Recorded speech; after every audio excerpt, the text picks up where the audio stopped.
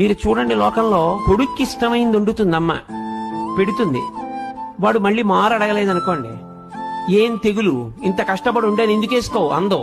ఏనన్నా బావులేదా, ఏమన్నా తేడాయా, ఇవాళ బాగా రాలేదా, ఏమన్నా తప్పు చేశానా, ఎంత బాధపడిపోతుందండి. ఏడు రెండో మాట వాడు వేసుకు తినలేదని, నువ్వు తినలేదే ఏం తినొచ్చావా ఏమన్నా అని ముందు అందో. ఎరా రెండో మాట వేసుకోలేదు, బావులేదా ఇవాళ అంటూ. అది అమ్మ అంటే. అందుకే అమ్మ సౌందర్య లహరి. ఆమె ఆఖరి ఊపిరి పర్యంతము ఎప్పుడూ నీకు క్షేమాన్నే కోరుతుంది. తల్లికి తండ్రికి ఉన్న చిన్న తేడా కారణం చేత తల్లికి పెద్ద స్థానం ఇచ్చారు. తండ్రి సమానుడు, నేను తక్కువ కాదని కాని, తండ్రి పనికి మాలిన వాడని కాని, తల్లితో సమానుడు కాదని కాని నేను ఎక్కడా మాట్లాడటం లేదని మీరు గుర్తుపెట్టుకోవాల్సి ఉంటుంది.